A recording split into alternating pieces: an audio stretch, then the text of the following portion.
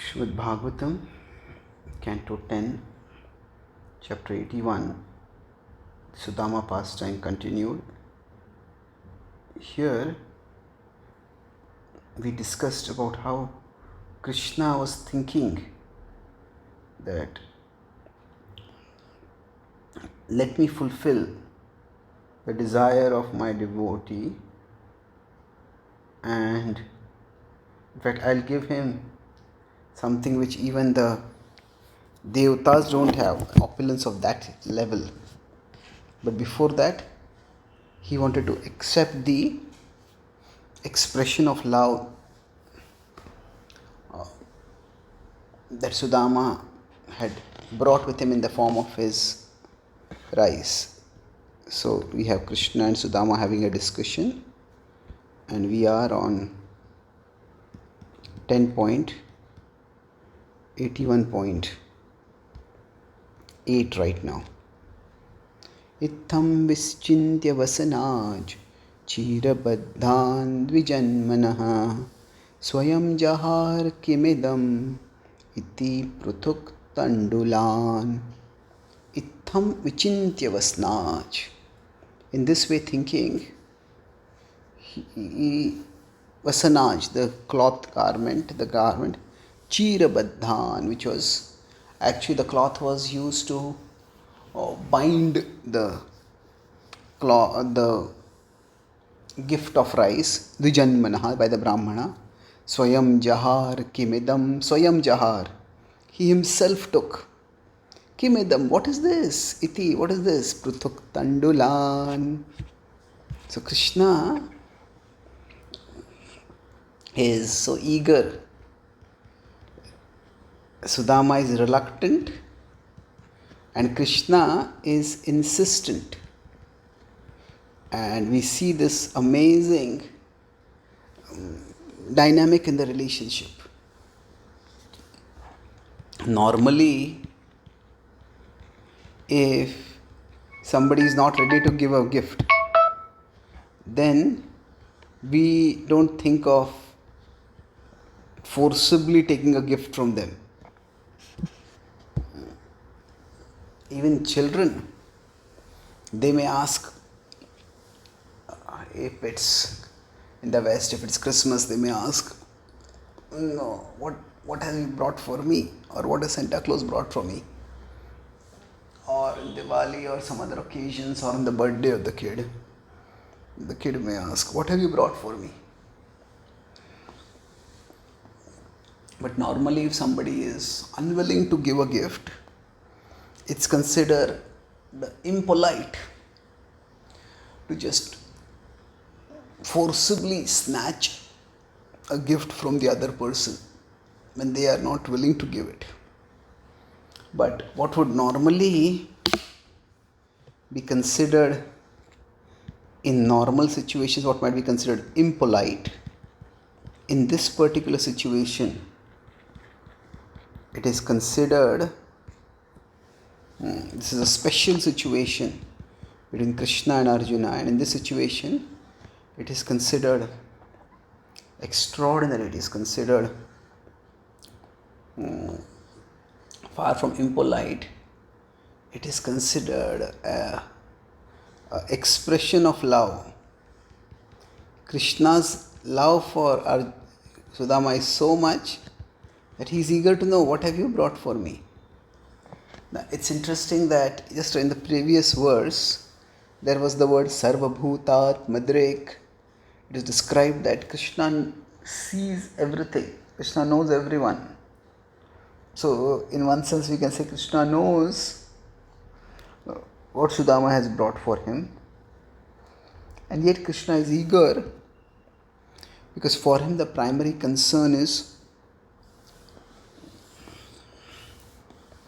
not so much the specific of the gift, but the form that the gift, but the fact that the gift has been brought. And he's eager for it. Nanva etad upanitam me param prinanam sakhe tarpayantya angamam vishwam ete pruthuk tandula. So Nanvaitat, is this what you have brought for me? Upanitam me.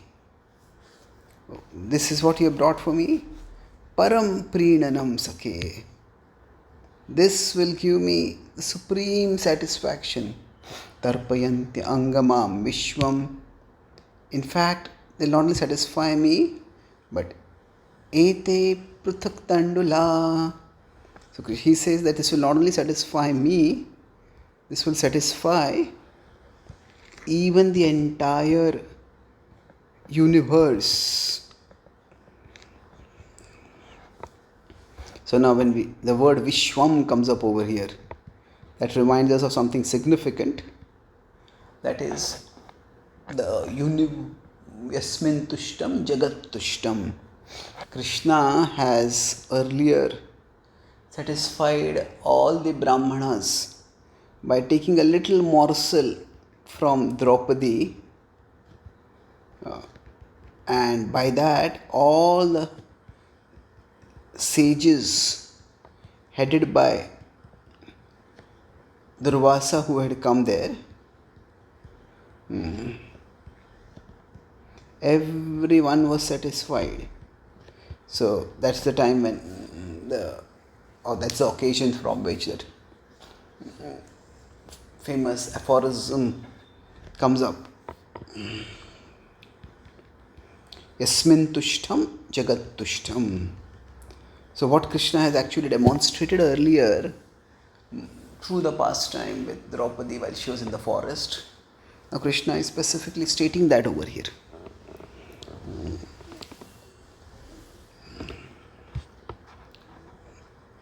So now, what is it that satisfies Krishna so much, and what is it that behind the claim that Krishna is saying that this will satisfy the whole universe? So Krishna is bhavagrahi. Krishna is hungry for love. In fact, for Krishna, love or devotion, that is the appetizer.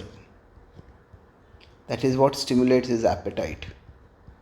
And when he sees that there is devotion in the smallest of offering, stimulates his eagerness, stimulates his hunger, and he wants to eat it, and he wants to eat it immediately.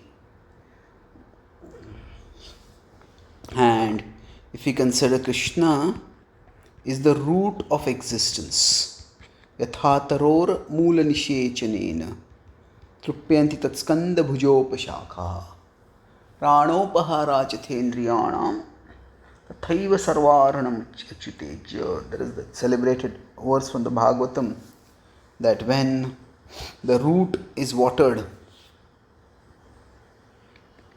if we have a tree and we water the root, then what happens is that below there are different kinds of fruits. If the root is watered, then the whole tree gets watered.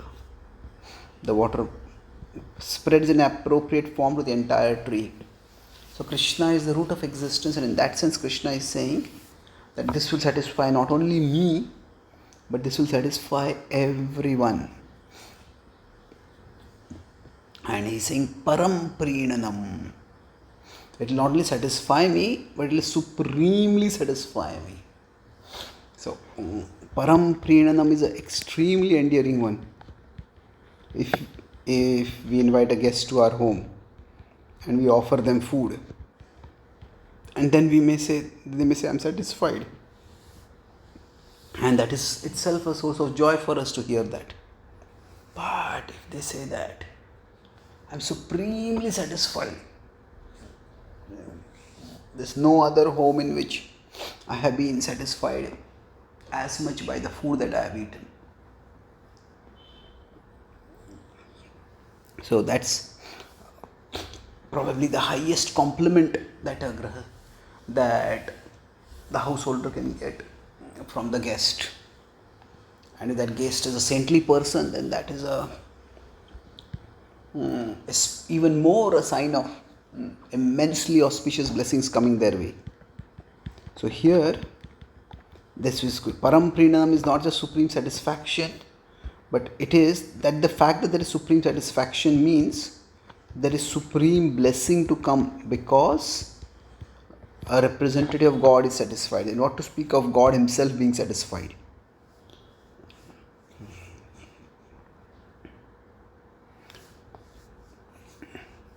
So in this way, when we have this mood of wanting to love and serve Krishna, we don't have to worry whether what we are offering is of a huge quantity or not. It's just the sincerity of the heart rather than the size of the offering that matters. Now, of course, as devotees, we also want to offer something of a significant size to the Lord. Naturally, when we want to cook for the Lord, we would like to offer the best to Him. So if we consider the sincerity of the offering, and here sincerity is in terms of the devotion in the offering. And then there is the size of the offering. So we could say that among these, what is more important, if we have these 4 quadrants accordingly, certainly the sincerity is more important than the size. So Sudama's offering right now falls in quadrant 1, where there is sincerity but there is no size. So by here size I am using for expense or whatever else we might talk about. But now we could say this, if the sincerity and size, that is the best. Now that could be, say, Yudhishthir offering the Agra Puja to Krishna. Yudhishthir himself became opulent, and then he offered the supreme honor to Krishna. Now if there is size but no sincerity, the example for that is Duryodhan offering a feast to Krishna. When Krishna came as the Shantidut, and Krishna just refused to accept because there was no sincerity. Duryodhan simply wanted to win Krishna's favor so that Krishna would side with him and not with the Pandavas. So, if we consider when there is neither a size nor the sincerity, then there is practically no devotion at all. So we could say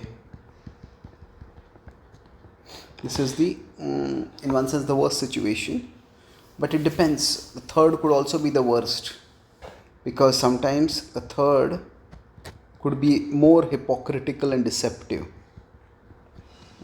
Now if from the third somebody comes towards the fourth gradually, then that is good. Somebody wants to make a grand gesture of devotion because they want name and fame, but through that wanting name and fame, gradually they become purified, and then they want Krishna.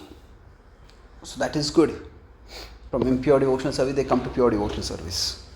But if instead from there, when they try to manipulate Krishna and that doesn't work, then they just become openly anti-Krishna. And this is what happened to Duryodhan. If we consider later when he tried to arrest Krishna. So broadly speaking, you need to know that it is love that is Krishna's appetizer, and that is what we should try to offer to Krishna. Thank you.